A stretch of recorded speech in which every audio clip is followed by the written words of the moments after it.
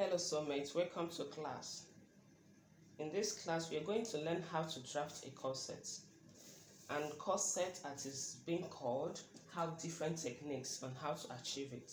But this particular method I'm going to show us is the simplest ever, which by the end of this class we all will be able to draft and sew our corset with this simple method. So let's get started.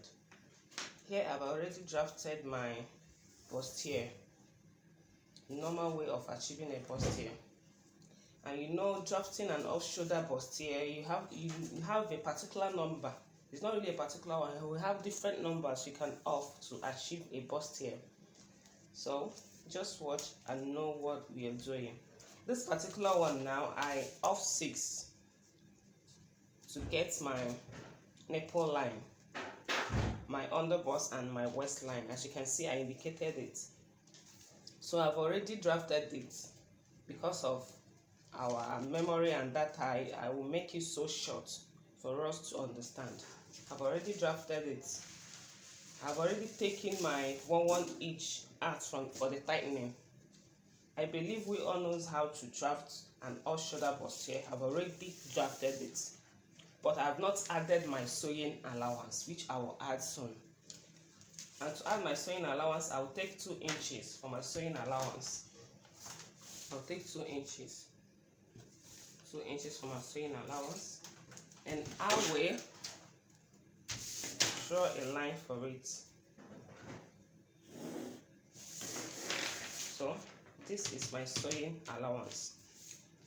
Like I said, I've already off my 6 inches. Already off my 6 inches. So what next am I going to do now? But if you really want it to come so deep, you can off more than 6 inches. And as well, you can measure your client's cleavages. That is how to know exactly what you are doing when cutting a bustier. You have to measure your client's cleavages to know exactly where to stop, so that you will not go and sew something that will show all her breasts. After sewing, just measure and know what to do.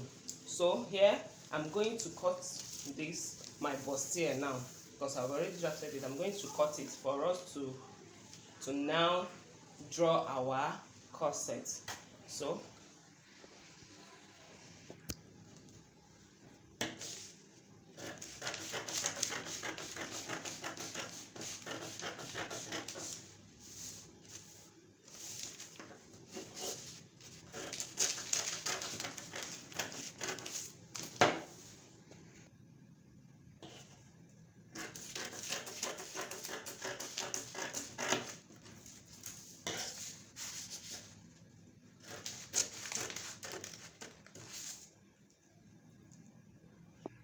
So I have cut out my off-shoulder bustier.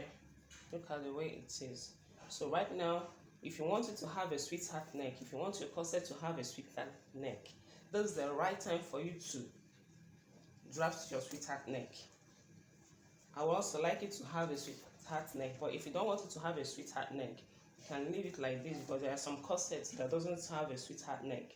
But if you want it to have a sweetheart neck, just from the 6 inches I off, you can take 1.5 inches, or which is 7.5, or you just take 1 inches.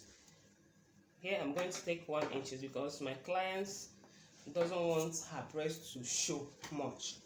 So I will take my ruler and draft my sweetheart like so, like this.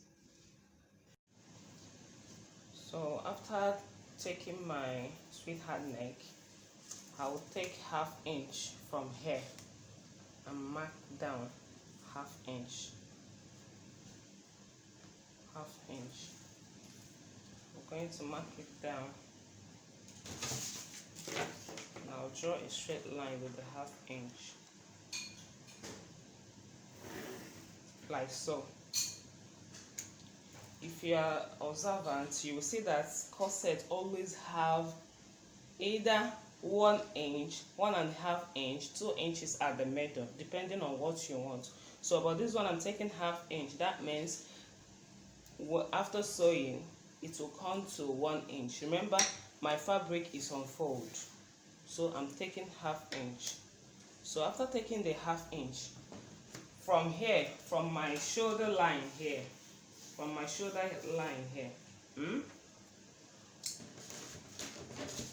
I will mark like so, from my shoulder line to my underbust. From my shoulder line to my underbust, I'm going to mark a line.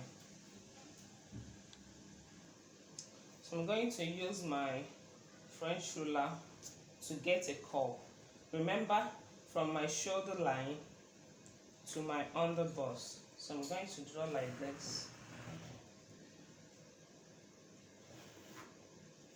I'm going to draw like this to my underbust. So I've gotten a curve already. So from my nipple line, I will take my ruler too.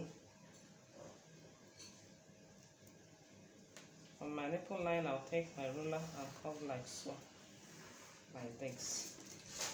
I have gotten my curve. As you can see how it is, it's already looking like a curve.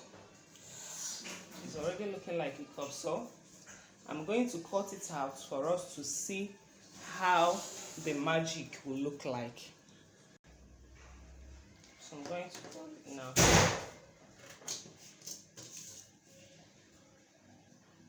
Let me take out my paper clip first.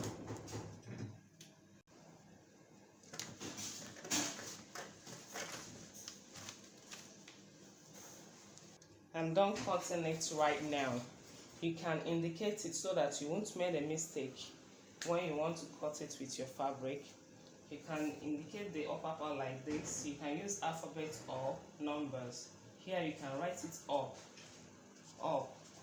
Take an arrow to know exactly how to place it where you want to sew, to avoid mistake. You can write here 1, 2. And also the same thing with this one. Up. Use an arrow to know the particular one so that you will avoid mistake when sewing. So you can write here side,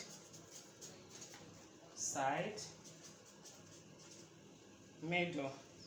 I'll write here middle,